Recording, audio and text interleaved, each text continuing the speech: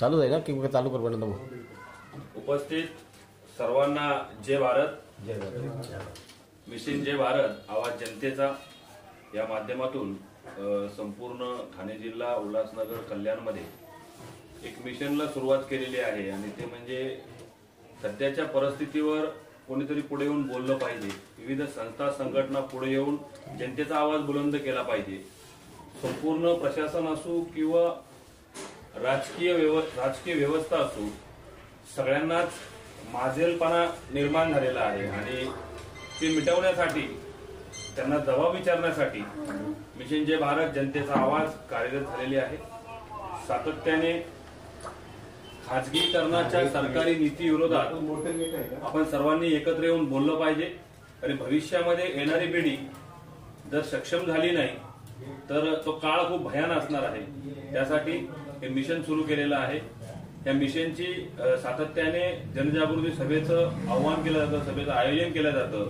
पहिली सभा मारळमध्ये झाली, दुसरी सभा आपल्या एक नंबरमध्ये हॉलमध्ये झाली आणि आता आपण कार्यशाळेचं नियोजन केलंय. सातत्याने कार्यशाळा म्हणजे जे सोबत आहेत, जे विविध संस्था संघटनेचे पदाधिकारी आपल्या सोबत आहेत त्यांना घेऊन आपण त्यांना सर्वप्रथम या संदर्भात या विषयाचं पूर्ण सविस्तर माहिती देणं आणि त्यानंतर सभेचं आयोजन करणं म्हणजे कार्यकर्त्यांना सविस्तर माहिती असणं गरजेचं आहे. म्हणजे बोलायला सोपं जाईल. यासाठी ही कार्यशाळा आहे आणि ही कार्यशाळेचे मार्गदर्शक आनंददादा ओवाळ आहेत. तर ही कार्यशाळा खूप महत्वाची आहे. विविध विषयांवर ही कार्यशाळा आहे. ईव्हीएम मशीन आहे, खासगीकरण आहे, सध्याची राजकीय स्थिती आहे, ते सगळं जाणून घेणं गरजेचं आहे आणि अभ्यासपूर्वक आहे.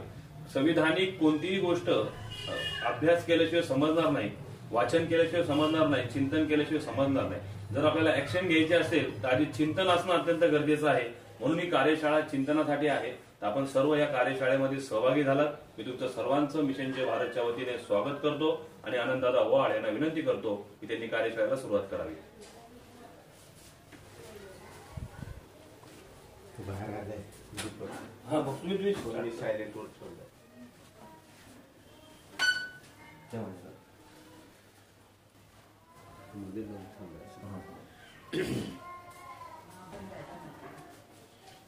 सर्वांना जय भारत. जय भारत. आज आपण या ठिकाणी मिशन जय भारत आवाज जनतेचा या नावाने जे ठाणे जिल्ह्यामध्ये खाजगीकरणाच्या विरोधात सोबतच ईव्हीएम मशीन आणि इतर अनेक गोष्टीवरती आपण एकत्रित येऊन कामाला सुरुवात केलेली आहे आणि त्या कामाचा एक भाग म्हणून आज आपण गौतम मस्ते यांच्या ट्युशन क्लासेसमध्ये आज कार्यशाळेचं आयोजन केलेलं आहे.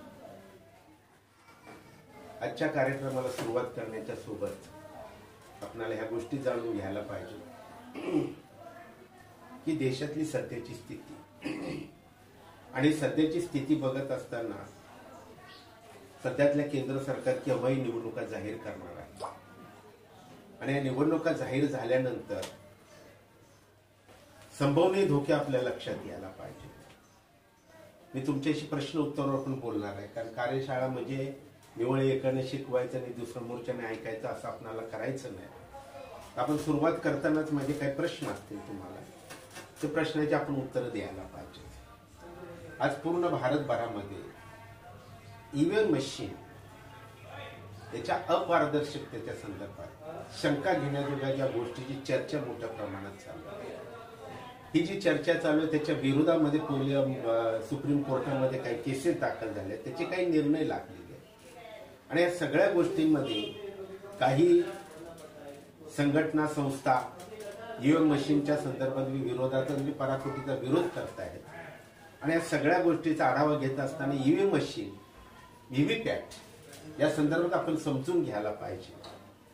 माझा साधा प्रश्न आहे की पूर्ण भारतभरामध्ये एवढे सगळे राजकीय पक्ष आहेत आणि दोन आघाड्यामध्ये ते विभक्त आहेत. एक आघाडी आहे ती NDA नॅशनल डेमोक्रेटिक अलायन्स आणि दुसरं जे आहे ते पूर्वी UPA होतं, आता त्याचं नाव झालं इंडिया.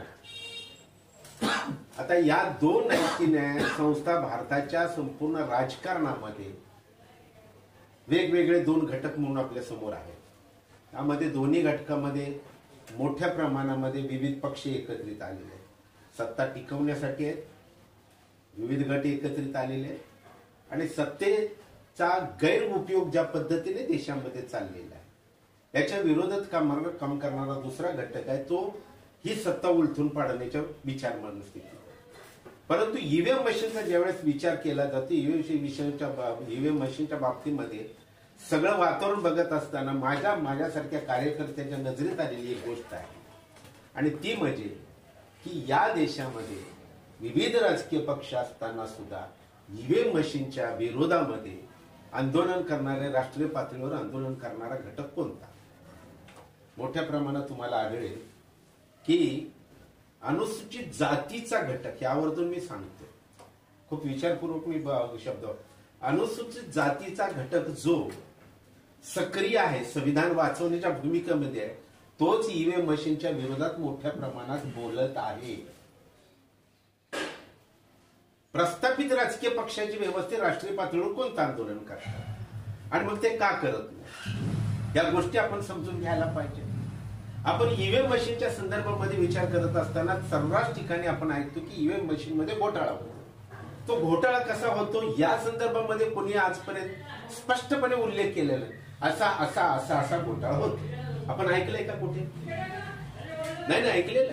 हे टेक्निकली बाजू आहे, तांत्रिक गोष्टी आहेत. त्या तांत्रिक गोष्टींमध्ये आहेत की आपण नेहमीच व्हिडिओमध्ये मोबाईलमध्ये आपण बघतो ना, का फेसबुक असेल किंवा युट्यूबच्या चॅनलवरती व्हिडिओ येतात, त्याच्यामध्ये ते चित्र दाखवतात, परंतु वास्तवामध्ये आहेत की नाही त्याचा जो प्रचार आणि प्रसार व्हायला पाहिजे तो होतो का? आता राजकारणावर आपल्याला बोलायचं, राजकीय न्यायावर ज्यावेळेस बोलायचं असेल तर ईव्हीएम हा शब्द सध्या प्रत्येकाच्या मेंदूमध्ये ठसठसतोय आणि तो मोठ्या प्रमाणामध्ये ठसठसतो. तो अनुसूचित जातीच्या घटकामध्ये जास्त ठसठसतो. हा घटक जर वगळला तर अनुसूचित जमातीचं कुठं आंदोलन झालेलं मी बघत नाही, ओबीसीचं कुठं आंदोलन झालेलं बघत नाही, वरच्या वर्गाचा मुद्दाच येत. मग आंदोलन फक्त एकच घटक करत आहे. आता हा घटक करत असताना आपला हेतू काय आहे काय नाही याच्यावर मला बोलायचं, पण आपण वास्तवामध्ये ईव्हीएम मशीन हिचा ढाचा आपल्याला इथं कुठं कुठली शंका येऊ शकतात हे समजून घेणं, हे समजून घेऊन आता जे 2-3 महिन्याचा कालखंड आहे निवडणुकीचा, या 2-3 महिन्याच्या निवडणुकीच्या कालखंडामध्ये आपल्याला काय काय करता येईल या गोष्टीकडे आपण लक्ष देऊया. आपण सुरुवात करूया. ईव्हीएम मशीन जी आली तिचा जास्त इतिहास आपण बोलायच्या भानगडीत पडणार नाही, पण ईव्हीएम मशीनच्या संदर्भामध्ये बोलत असताना आपण 2014च्या निवडणुकीनंतरच बोलायला सुरुवात करूया खऱ्या अर्थानं. कारण मोठ्या प्रमाणामध्ये चर्चा व्हायला सुरुवात झाली. त्याच्या अगोदरही ईव्हीएम मशीनच्या संदर्भामध्ये चर्चा होती, परंतु त्याचा रोख जो वाढलेला आहे तो 2014च्या निवडणूक. आता 2014च्या लोकसभेच्या निवडणुकीमध्ये आपण सगळ्यांनी मत दिले, आपण सगळ्यांनी मताचा अधिकार बजावला. त्यावेळेस व्हीव्हीए पॅट होतं का? पहिला मुद्दा 2014ला होतं का? नव्हतं. बरोबर आहे की नाही? आणि 2014ला जी निवडणूक एनडीए आघाडीने जिंकली त्याच्या पाठीमागची पार्श्वभूमी समजणं गरजेचं. त्यावेळेस भारताच्या राजकीय पटलावरती युपीए सरकारच्या भ्रष्टाचाराचं खूप मोठं आंदोलन चाललं होतं भारत पातळीवर. आणि ते आंदोलन करताना आहे कारण ते क्रिएट केलेलं आंदोलन होतं. अण्णा हजारेंच्या नेतृत्वाखाली जे क्रिएट झालेलं आंदोलन होतं, या आंदोलनाचे परिणाम की सातत्यानं काँग्रेस पक्ष सत्तेत असताना, म्हणजे आपण युपीए आघाडी म्हणून सत्तेत असताना नवीन आर्थिक धोरणाचे परिणाम लोकांच्या लक्षात येऊ लागलेले होते आणि त्यामुळे भ्रष्टाचार खूप मोठ्या प्रमाणात झाला. या भावनेतून त्यावेळेस एनडीएला सत्ता मिळाली. बहुमताची होती का? स्पष्ट बहुमत ज्याला म्हणतो मोठ्या प्रमाणामध्ये तसं नव्हतं, होते ते आणि त्यांच्यासोबत आलायचे लोक होते त्यांच्यासोबत असणारे, त्यामुळे ते सत्ताधीश झाले.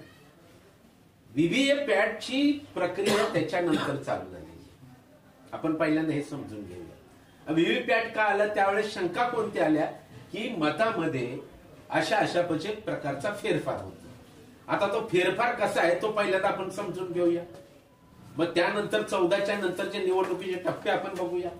आता आपण जर लक्षात घेतलं ईव्हीएम मशीन ज्यांनी पाहिलेली आपण प्रत्येकाने पाहिलेली, तर जे 2 प्रकार म्हणून मी तुम्हाला सांगणार आहे. व्हीव्हीपॅट आहे की नाही मोठ्या प्रमाणात नंतर कसा आला 19ला आला वगैरे.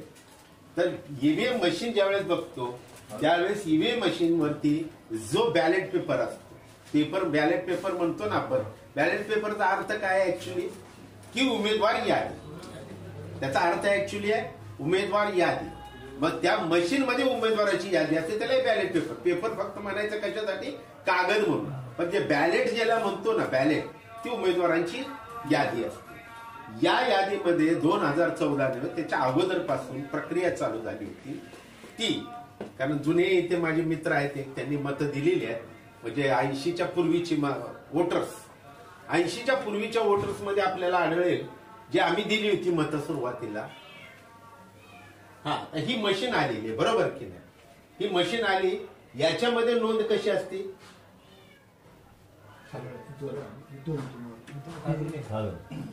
इथून आहे. आता या ठिकाणी आहेत त्याने निशाणा दिलेले आहेत, पण हे प्रतिकात्मक आहे. प्रॉपर पार्टीच्या निशाणे दिसतात का आपणाला, या प्रतिकात्मक निशाणे. याच्यावरती आहे ना नोंद कशी असते पहिला आपण समजून घेऊया. बोला. नोंद अशी असते की अल्फाबेटिकल म्हणजे अध्यक्षर ज्याला आपण म्हणतो शब्द, या अध्यक्षराच्या आहे की नाही नावापासून सुरुवात होती. यामध्ये अध्यक्षर कोणती आहेत तर ABCD राजकीय पक्षाची. आज राष्ट्रीय पातळीवरचा पक्ष ए पासून सुरुवात होणारा ए नावापासून सुरुवात आहे, ज्याला राष्ट्रीय पक्षाची मान्यता दिलेली आहे ती आम आदमी पक्षाला दिलेली आहे. आज राष्ट्रीय पक्षाची मान्यता. याच्या पुढे भारताच्या कुठल्याही ठिकाणी लोकसभेच्या विधानसभेच्या निवडणुका असतील त्या ठिकाणी आहे का नाही, इथं पहिला कोण येणार आहे, आप येणार आहे, आम आदमी पार्टी राष्ट्रीय पक्ष. पण राष्ट्रीय पक्षांची लिस्ट असते बरोबर आहे की नाही. आता राष्ट्रीय पक्ष कोणकोणते आहेत तर आम आदमी पक्षाला राष्ट्रीय पक्षाची मान्यता दिलेली आहे, नॅशनल काँग्रेसला राष्ट्रीय पक्षाची मान्यता आहे, बहुजन समाज पार्टी आता नाही, भाजपला राष्ट्रीय पक्षाची मान्यता आहे, भारतीय कम्युनिस्ट पक्षाला मान्यता आहे. मग आता त्याच्या अल्फाबेटिकल ज्यावेळेस होतं येर सुरुवातीत, तर त्यावेळेस काय नाही राष्ट्रीय पक्षाचा दुसरा राष्ट्रीय पक्ष कोणता आहे तर भाजप आहे. भाजप BHA. आता बहुजन समाज पार्टी असती तर काय झालं BA आलं असतं, लक्षात घ्या बरं का. म्हणजे BA येतोय म्हटल्यानंतर पहिल्यांदा काय येतं बहुजन समाज पार्टी आहे. BH आल्यामुळे ते होतं काय आपलं भाजप येणार तिथे. मग असे पहिल्यांदा राष्ट्रीय पक्ष येतात. त्यानंतरच्या टप्प्यावरती येतात राज्य पातळीवरचे राजकीय पक्षांची लिस्ट येते. मग आता राज्य पातळीवरचे महाराष्ट्रामध्ये राजकीय पक्ष मान्यता कोणकोणते आहेत तर शिवसेना आहे बरोबर आहे, राष्ट्रवादी काँग्रेस आहे, मनसे होती निघून गेली, बहुजन वंचित आघाडीला मान्यता नाही. म्हणजे प्रामुख्यानं कोणते पक्ष, शेतकरी कामगार पक्षाला मान्यता आहे. जे मान्यता प्राप्त पक्ष आहेत की ना त्यांची ती लिस्ट येणार. त्यानंतर रजिस्ट्रेशन म्हणजे नोंदणीकृत पक्ष असतात ते आणि अपक्ष हे एकातच येतात. कारण नोंदणीकृत पक्षाचे जरी माणसं असली तर त्यांना निशाणी पक्की नसते, म्हणजे ते अपक्षामध्येच एक प्रकारचे मोडत असतात एक प्रकारे बरोबर आहे. त्यांची लिस्ट येते. आता ज्यावेळेस अशी लिस्ट येते त्यावेळेस या मतदारसंघ आपला कल्याण पूर्व की पश्चिम आपल्या पूर्व आपण पूर्व मध्ये येतो ना, नाही कल्याण विधानसभा आपल्या लोकसभा पूर्व कल्याणची ही जी आहे ना लोकसभा, या लोकसभेमध्ये उमेदवार आपला उभा आहे. आता तो कोणत्या पक्षाचा आपण लक्षात घेऊया. जो निवडून आलेला उमेदवार तो शिवसेना पक्षाचा होता बरोबर आहे. तो कुठल्या पक्ष शिवसेना आहे ते राष्ट्रीय पक्ष आहे का तो राज्य पातळीवर. म्हणजे राज्य पातळीवरच्या पक्षाची त्याची निशाणी आहे की नाही त्या राज्य पातळीवरच्या पक्षामध्ये अल्फाबेटिकली तिथे येणार बरोबर आहे का. तो भाजपचा उमेदवार आहे का नाही, निशाणी कोणती असणार शिवसेनेची असणार. भाजपची निशाणी वेगळी. अलायन्स त्यांचं जरी असलं तरी त्यांची ठिकाणं बॅलेटवरची ठिकाणं ती पक्कीच आहेत ठरली. मग यावेळेस काय होत होतं की मशीनमध्ये शंकेचे सांगतोय कारण शंका या ज्या घेतल्या जातात ईव्हीएम मशीनच्या संदर्भामध्ये, तर त्यामध्ये त्या बॅलेट पेपरवरती 2 नंबरला आहे ना भाजप आहे हे पक्का आहे. भाजप 2 नंबरला पक्का आहे ना, म्हणजे ती जागा बदली होऊ शकते का? आता यांत्रिक ज्ञान असलेले आपल्या इथं आहेत की नाही, बसते सर आहेत चांगल्या प्रकारे, टेक्नॉलॉजी याच्यातलं टेक्नॉलॉजीचं नॉलेज. आता काय माहितीये का, त्या ठिकाणी 2 नंबरची जागा असेल, पक्की माहिती असेल किंवा तर काय होऊ शकतं बसते साहेब, ऍडजस्ट करता येतं तुम्हाला ठिकाण पक्क माहित असल्यानंतर, बरोबर आहे की नाही. आता या प्रकारे त्या प्रकारे ते मशीन मध्ये जर तयारी करून ठेवली असेल तर एवढं निश्चित आहे की त्या 2 नंबरला इकडे 4 वेळा बटन दाबल्यानंतर 2 नंबरला बटन जाऊ शकतं, ही माहिती आपल्याला मिळू शकते, बरोबर आहे की नाही. म्हणजे या ठिकाणी हे ज्यावेळेस मी पाहिलं, या क्षेत्रामध्ये काम करणाऱ्यांशी मी चर्चा केल्यानंतर मग मी त्यांना विचारलं जर असं असेल तर आपल्याला पर्याय काय, त्यांनी काय केलं हे महत्वाचं जेवढं आहे ना, त्याच सोबत आहे की ना आपल्याला काय करायचं हे महत्वाचं आहे. जर आपण फक्त समजत गेलो, फक्त विरोध करायचा म्हटलं, आपल्याकडे पर्यायच नसेल, तर पर्याय नसेल तर बोलण्यात अर्थ नाही. कारण ज्या गोष्टी आहेत की आपण सातत्यानं ऐकतो, आपल्या देशाचा इतिहास आहे, या देशामध्ये सगळ्यात मोठा विद्रोही व्यक्ती म्हणून तथागत गौतम बुद्धाचं नाव घेतलं जातं. त्यांनी सांगितलेलं प्रत्येक गोष्टीची समस्या जरी असली ना, तर समस्यावरती तुम्ही ऐकणं आडून बसू नका, ते त्याचा पर्याय शोधा आणि पर्याय मिळू शकतो, पर्याय हा मिळू शकतो.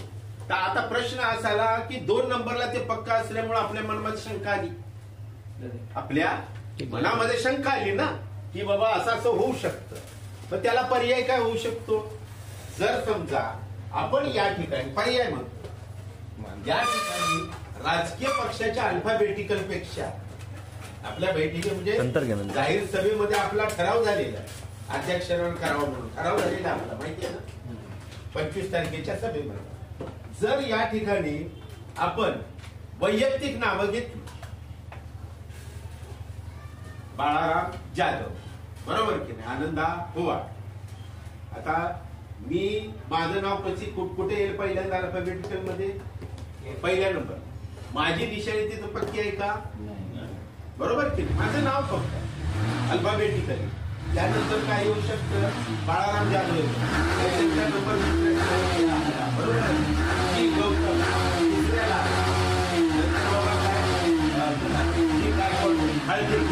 नंतर बरोबर आहे की जे तो म्हणजे तुमचं राजेश, हे अल्फाबेटिकली नावं आली तर त्या ठिकाणी मशीन मध्ये आहे की नाही, ज्या वेळेस नावं टाकायची असतात त्याच वेळेस चिटिंग होते. कधी होती चिटिंग, बरोबर की नाही, अल्फाबेटिकली नावं टाकतो ना त्यावेळेस पक्षाची निशाणी पक्की असते. अल्फाबेटिकली नावं आल्यानंतर आपल्याला काय होतंय, नाव आलं पक्ष सोडून तर त्याची जागा चेंज होते, पूर्ण जागा चेंज होते, परमनंट जागा राहते, कारण प्रत्येक मतदारसंघामध्ये त्या पद्धतीची रचना. तर आपण तो एक फरक की अध्यक्षाने जर दिली तर तुम्हाला ती पक्षाची निशाणी पक्की मिळणार नाही, हा एक पर्याय झाला, बरोबर आहे.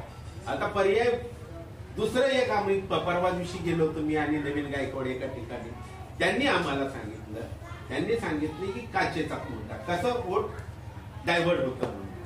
आता जे मी सुरुवातीला सांगितलं ती केस सुप्रीम कोर्टामध्ये गेली होती, पण सुप्रीम कोर्टात गेल्यानंतर त्यावेळेचे न्यायाधीश जे होते ते आता आहेत की नाही, राज्यसभेचे सदस्य.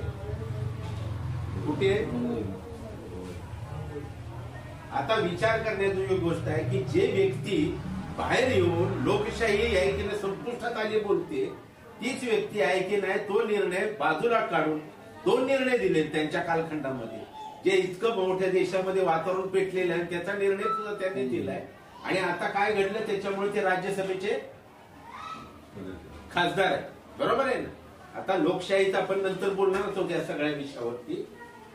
राहिला मुद्दा, त्या दिवशी आम्ही गेलो तर आम्हाला ईव्हीएम मशीनच्या संदर्भामध्ये सांगण्यात आलं की 2019च्या निवडणुकीमध्ये व्हीव्हीपॅट आलं आणि व्हीव्हीपॅटला आहे की नाही काळी काच लागली. त्यांनी आम्हाला डेमो दिला, दाखवला, तर तो डेमो आपण बघू आहे आपल्याकडे, असेल तर जरा दाखवता का, बघा बरं. तुम्हाला लिंक पाठवली बघा सर, पहिली लिंक ओपन करा, पहिली तुम्हाला पण आहे, पहिली पाठवली बघा. बघा तुम्हाला नाव कसं दाखवतो,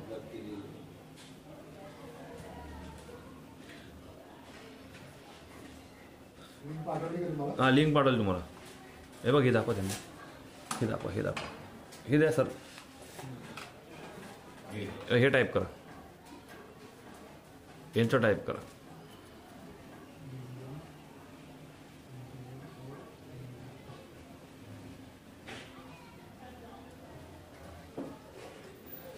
चार मिनिटाची व्हिडिओ आहे. मध्ये एक गोष्ट तुमच्या लक्षात आली की ही कॅसेट जी बनलेली आहे ती कुठल्या ठिकाणी बनलेली आहे? गुजरातमध्ये. कारण पाठीमागे आहेत का नाही विचारले गुजराती दुसरा महत्वाचा मुद्दा आहे की यांनी एक महत्वाची गोष्ट सांगितली की 15 दिवस अगोदर आहे की नाही मशीनला प्रोग्राम दिला जातो. आणि प्रोग्राम कुणाला दिला जातो तर सिम्बॉलला, कॅन्डिडेट सिम्बॉल अशा 10 वर्जून वापरलेला आहे त्यांनी बरं का. म्हणजे याचा अर्थ 15 दिवस अगोदर प्रोग्राम दिला जातो तो निशाणे ठरण्याच्या अगोदर. आणि निशाणे केव्हा ठरल्या जातात सर? की उमेदवाराने उमेदवाराचा अर्ज भरल्यानंतर तारीख ठरली जाते, माघार घेण्याची तारीख ठरली जाते. माघार ज्यावेळेस सगळे उमेदवार घेतात आणि त्यानंतर उमेदवार निवडणुकीच्या रिंगणामध्ये किती आहे त्यानंतर सिम्बॉल ठरला जातो. म्हणजे मी अगोदर जे तुम्हाला समजावून सांगितलंय की सिम्बॉलमध्ये निशाण्यामध्ये घोटाळा आहे. म्हणजे यांनी प्रूव्ह करून दाखवला की अगोदर 15 दिवस होते म्हणून. म्हणजे आपला जो मुद्दा आहे की नाही पर्यायी मुद्दा, यांनी पर्याय पण दिलेले आहेत आणि पर्याय देत असताना सुद्धा शेवटी म्हटलेले आहे त्यांनी काच जरी बदली केली तरी घोटाळा होऊ शकतो. बरोबर आहे ना गायकवाड सर? बरोबर. म्हणजे याचा अर्थ काय माहितीये की आपण जो ठराव केला 25 तारखेला तो अतिशय योग्य आहे. कारण आपण काय सांगितलेले की उमेदवाराचे म्हणजे बॅलेट पेपर जो असेल ना तो उमेदवार पक्षाच्या अल्फाबेटिकल पेक्षा तो कशावर पाहिजे तर उमेदवाराच्या नावावर पाहिजे. म्हणजे हा एक पर्याय आपण लोकांसमोर देऊ शकतो. बरोबर आहे. आता प्रचारच सातत्याने आपण करत बसलो ईव्हीएम मशीन मध्ये धोका, ईव्हीएम मशीन धोका आहे.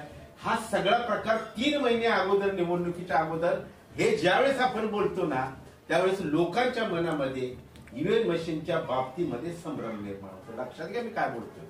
हा खूप मोठा मी आरोप करतोय म्हणतोय मी काही लोकांवरती. हे समजून घेऊया आपण. तुम्ही काय बोलता सगळ्यात जास्त भारतामध्ये ज्यावेळेस आपण बघतो मत देणारा जो वर्ग जो आहे तो कम्युनिटी वाईज जर म्हटलं कम्युनिटी वाईज तर मोठ्या प्रमाणामध्ये आहेत की नाही एससीचे लोक आणि मोमेडियन लोक, मुस्लिम लोक हे मोठ्या प्रमाणात मताला जातात.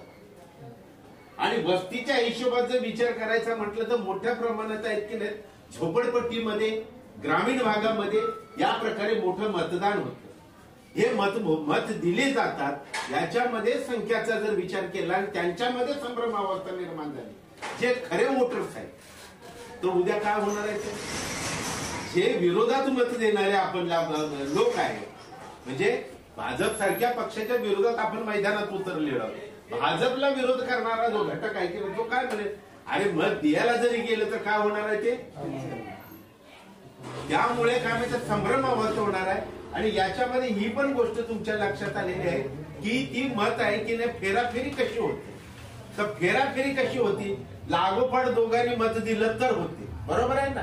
मग आता हे आपल्याला निवडता येईल का? फॅमिलीचं ठीक आहे. एक फॅमिलीचं मत आहे की थांब जरा माझ्या नंतर दुसऱ्या नंतर दे. पण लाईन मध्ये उभा राहिलेले सगळे वोटर्स आहेत की नाही कुठल्या पक्षाची आपल्याला माहिती पडू शकतं का? नाही पण माहिती. म्हणजे याचा सगळ्यात मोठा धोका कोणता आहे आपल्याला आणि सरसकट सगळ्या मशीन मध्ये होऊ शकत नाही.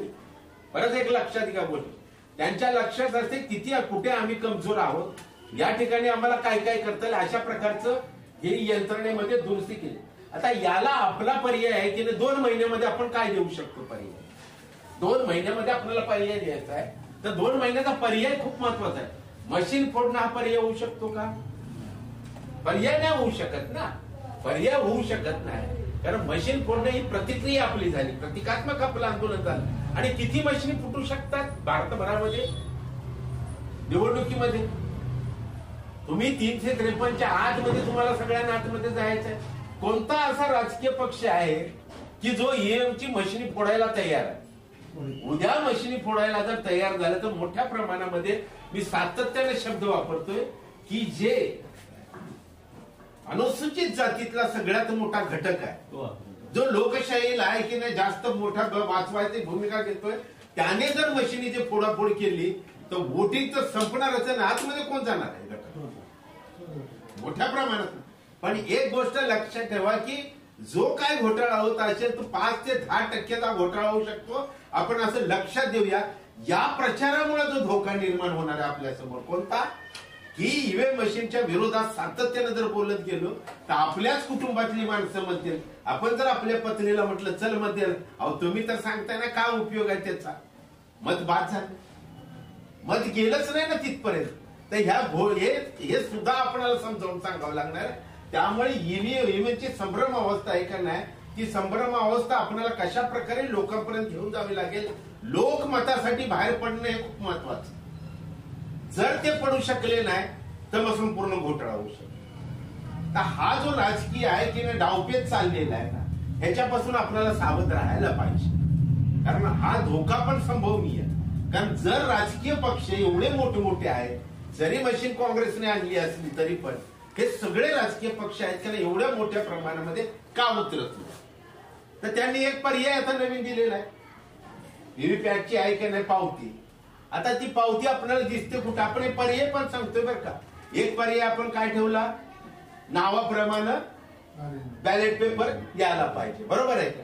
आता दुसरा पर्याय म्हणजे काय, काच काळी आहे की नाही पांढरी, शंकेचं निरसन होण्यासाठी काच पांढरी लावायला पाहिजे. तिसरा मुद्दा आहे जी व्हीव्हीपॅटची जी स्लिप असते, व्हीव्हीपॅटची स्लिप, ही जी स्लिप आहे ना आपल्याला दिसते, आपल्या हातात पडते का, नाही पडत ना. तर मशीन मध्ये प्रिंट व्हायची क्रिया आहे ना. जर मशीन मध्ये प्रिंट होण्याची क्रिया असेल तर डबल प्रिंट व्हायला काही हरकत नाही. मग आपण डिमांड करू शकतो या 2 महिन्यामध्ये मोठ्या प्रमाणामध्ये निवडणुका जाहीर होण्याच्या अगोदर प्रिंटिंगचा वापर होणारच आहे ना त्याच्यामध्ये.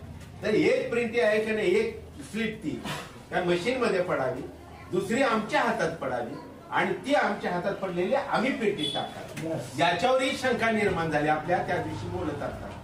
एखाद्या माणसाला बाहेरून आहे की नाही स्लिप त्याच्या खिशात दिली जातील 10-15 जणांच्या आणि त्याला सांगितलं जाईल की तिथं तू ह्या स्लिप टाक म्हणून.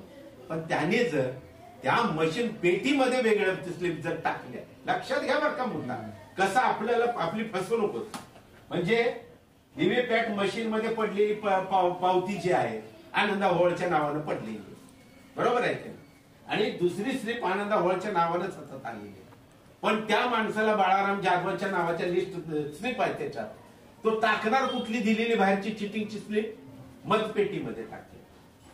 व्हीव्हीपॅट मशीन मध्ये टाकू शकतो का, बघा साहेब कसा शब्द. म्हणून मी सातत्यानं बोलत असतो की आपण प्रत्येकाचं काय टेक्निक आहे ना समजून घेऊया. आपण समजून घ्यावे. आपण भावनिक व्हायचं नाही आता याच्या पुढे कधीच. कारण भावनेमध्ये आहेत की नाही आपण भरकटणार आहोत. आणि आपण भरकटणं जे संविधान वाचवणारे आहेत, सगळ्यात मोठं लोकशाही वाचवण्याची ज्यांच्या खांद्यावर धुरा आहे ना, त्यांनी भावनिक न होता प्रत्येक गोष्टीकडे गांभीर्यानं बघायला शिकायला पाहिजे. त्यावेळेस ते शक्य. तर आपल्याला डिमांड करावं लागेल. आणि मोठ्या प्रमाणामध्ये माझं विनंती आहे, मोठा एखादा कोणतं वकील हायर करा.